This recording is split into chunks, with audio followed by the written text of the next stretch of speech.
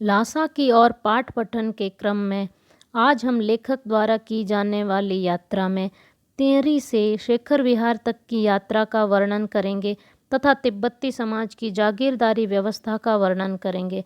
तो आइए अध्ययन शुरू करते हैं।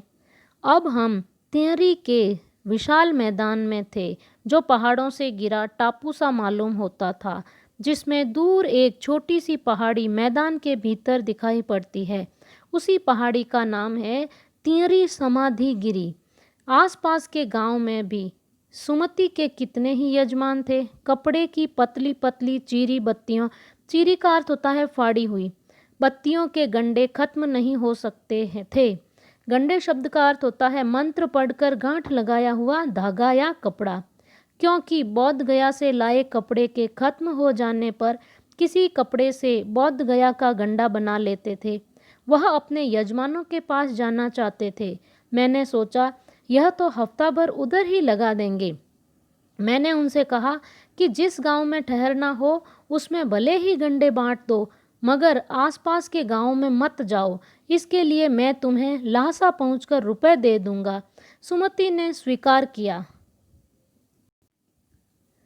दूसरे दिन हमने भरिया ढूंढने की कोशिश की। भरिया शब्द का अर्थ होता है भारवाहक, लेकिन कोई न मिला। सवेरे ही चल दिए होते तो अच्छा था, लेकिन अब 10-11 बजे की तेज धूप में चलना पड़ रहा था। तिब्बत की धूप भी बहुत कड़ी मालूम होती है।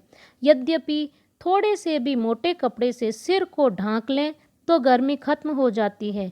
आप 2 बजे सूरज की ओर मुंह करके चल रहे हैं। ललाट धूप से जल रहा है और पीछे का कंधा बर्फ हो रहा है। फिर हमने पीठ पर अपनी अपनी चीजें लादी, डंडा हाथ में लिया और चल पड़े। यद्यपि सुमति के परिचित टिहरी में भी थे, लेकिन वह एक और यजमान से मिलना चाहते थे। इसलिए आदमी मिलने का बहाना लेकर शेखर विहार की ओर चलने के लिए कहा। तिब्बत की जमीन बहुत अधिक छोटे बड़े जागीरदारों में बटी है। इन जागीरों का बहुत ज़्यादा हिस्सा मठों, जिसको विहार भी कहा जाता है, के हाथ में है। अपनी अपनी जागीर में हर एक जागीरदार कुछ खेती खुद भी कराता है, जिसके लिए मजदूर बेगार में मिल जाते हैं। खेती का इंतजाम देखने के लिए वहाँ कोई भिक्षु भेजा जाता है, जो जागीर के आदमियों के लिए राजा से कम नहीं होता। शेखर की खेती के मुखिया भिक्षु नमसे, जिसका नाम था नमसे, बड़े भद्र पुरुष थे।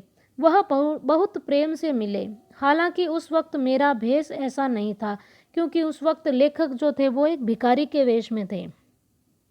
मेरा वेश ऐसा नहीं था कि उन्हें कुछ भी ख्याल करना चाहिए था। यहाँ एक अच्छा मंदिर था, जिसमें कंजूर की हस्तलिखित 103 पोथियां रखी हुई थी। मेरा आसन भी वहीं लगा। वह बड़े मोटे कागज पर अच्छे अक्षरों में लिखी हुई थी। एक एक पोथी 15-15 शेर से कम नहीं रही होगी। सुमति ने फिर आसपास अपने यजमानों के पास जाने के बारे में पूछा। मैं अब पुस्तकों के भीतर था, अर्थात लेखक वो पुस्तकें पढ़ने में मग्न थे, इसलिए मैंने उन्हें जाने के लिए कह दिया। दूसरे दिन वह गए। मैंने समझा था 2-3 दिन लगेंगे, लेकिन वह उसी दिन दोपहर बाद चले आए। टिहरी गांव वहाँ से बहुत दूर नहीं था। हमने अपना अपना सामान पीठ पर उठाया और भिक्षु नमसे से विदाई लेकर चल पड़े।